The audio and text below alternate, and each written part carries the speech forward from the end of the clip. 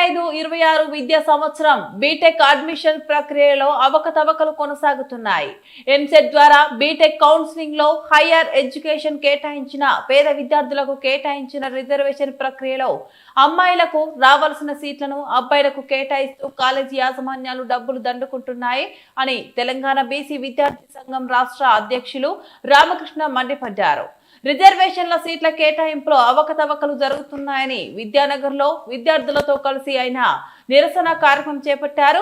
దీనిపైన రాష్ట్ర ప్రభుత్వం higher education council chairman EAMCET convener సమాధానం చెప్పాలి. ఈ అవకతవకలకు సంబంధించిన కాలేజీల ఆధారాలు మా వద్ద ఉన్నాయి.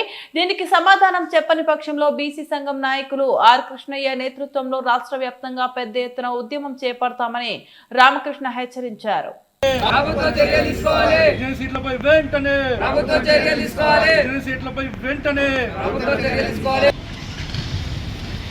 అధ్యక్షులు తెలంగాణ బీసీ విద్యార్థి సంఘం 2025-26 బీటెక్ల అడ్మిషన్ల ప్రక్రియ సాగుతున్నాయి. ఇది వెబ్సైట్ ద్వారా బీటెక్ కౌన్సిలింగ్ ద్వారా సీట్ల ప్రక్రియ సాగుతూ ఉంది. ఇక్కడ చెప్పేది ఏంటంటే రాష్ట్రం ఇక్కడ హైయర్ ఎడ్యుకేషన్ వాళ్ళు ఏదైతే గర్ల్స్కి రిజర్వ్డ్ ప్లేస్లలో అబ్బాయిలను తీసుకొచ్చి పెడతా ఉన్నారు. ప్రతి చోట ప్రతి కాలేజ్ దగ్గర ఇక్కడ రావాల్సింది బీసీఏ గర్ల్స్కి రిజర్వ్డ్ అయిన చోట ఇక్కడ నవీన్ అనే వ్యక్తిని తీసుకొచ్చి పెడతా ఉన్నారు. దీనికి తక్షణమే హైయర్ ఎడ్యుకేషన్ కౌన్సిల్ చైర్మన్ దీనికి సమాధానం చెప్పాలని కూడా డిమాండ్ చేస్తూ ఉన్నాం. రాష్ట్ర ప్రభుత్వం స్పందించి, ఎందుకంటే విద్య పైన శ్రద్ధ చూపట్లేదు. విద్యాశాఖ మంత్రి లేడు కాబట్టి ఇక్కడ అవకతవకలు జరుగుతూ ఉన్నాయి. ఎందుకంటే విద్యార్థులు చదివి ఎగ్జామ్ రాస్తే కూడా వాళ్ళకి 0 మార్కులు వేస్తూ ఉన్నారు. ఒక పక్కన అమ్మాయిలకు రావాల్సిన రిజర్వ్డ్ సీట్లలో అబ్బాయిలను పెడతా ఉన్నారు.